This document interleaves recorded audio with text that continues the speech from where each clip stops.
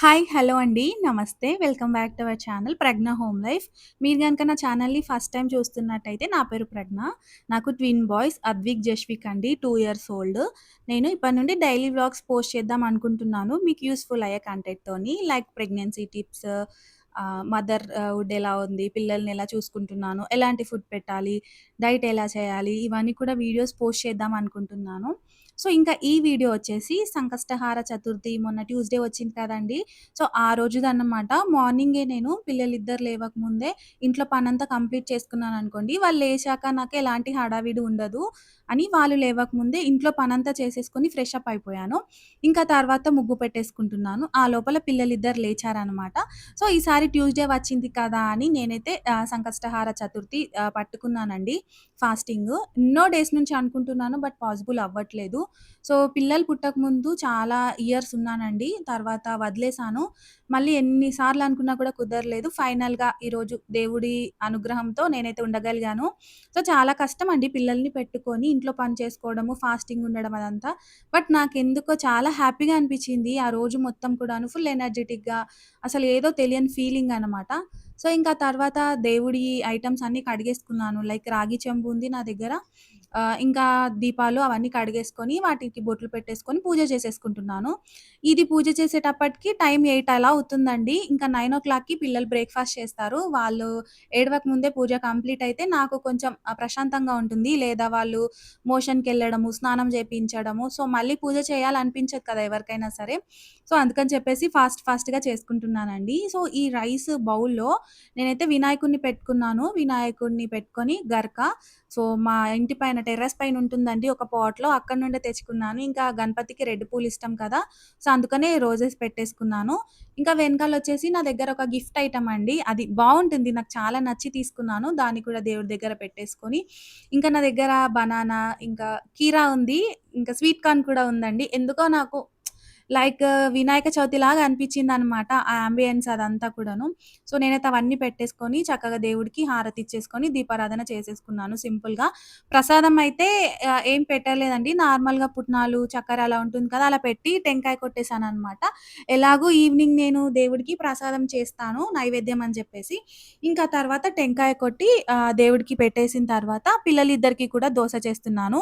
ఇదొచ్చేసి multigrain dosa అండి. అసలెంత టేస్టీగా ఉంటుంది అనంటే సో, దీనివల్ల బీపీ, షుగర్ ఉన్న వాళ్ళకి కూడా చాలా మంచిది. షుగర్ లెవెల్ స్పైక్స్ అవ్వదు. ఇంకా వెయిట్ లాస్ అవ్వాలనుకునే వాళ్ళకి కూడా హెల్ప్ అవుతుంది. సో, పిల్లలిద్దరు కూడా తినిపిచ్చేసాను. ఆఫ్టర్‌నూన్ సింపుల్‌గా లెమన్ రైస్ చేశానండి. పిల్లలకి పప్పు చేశాను. సో, మా హస్బెండ్‌కి లెమన్ రైస్ చేశాను. ఇంకా తర్వాత మార్నింగ్ కొట్టిన టెంకాయ ఉంది కదండీ! సో, దాన్ని ముట్టకుండా అంటే ఎంగిల్ చేయకుండా అంతా తురుముకొని దాంట్లో బెల్లం వేసి ఒకసారి మిక్సీ పట్టుకున్నానండి. ఇంకా తర్వాత మైదా గాని, గోధుమ పిండి గాని కలిపేసుకొని సో, ఇలా మోదక్ చేస్తాం కదా! నేనేం చేశానంటే సమోసాలా చేశాననమాట. మోదక్ జేయొచ్చు గదా అక్క అంటే, దేవుడి కోసం ఒక 2 చేశానండి.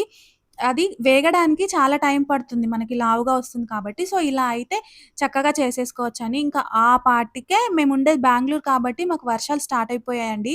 ఒక 2, 3 డేస్ నుండి కంటిన్యూయస్‌గా వర్షం పడుతుంది. ఈవినింగ్ టైమ్‌లో చల్లగా అవుతుంది వెదర్ అనేది.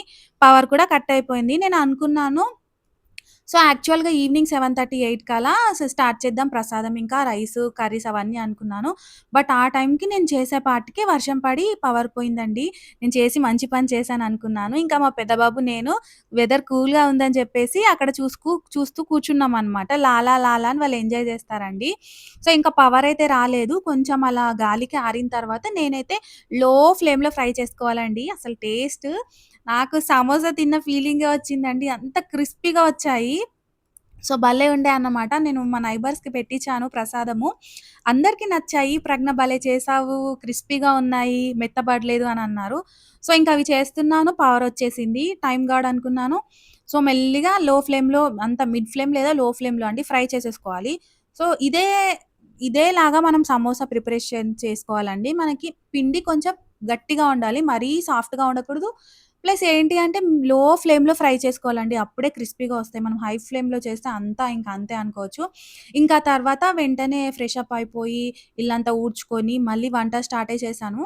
వంటకి ఈరోజు తినడానికి ఆఫ్టర్‌నూన్ పప్పు చేశాను కాబట్టి గుత్తి వంకాయలాగా చేశానండి. ఇదే దేవుడికి నైవేద్యం పెట్టాను.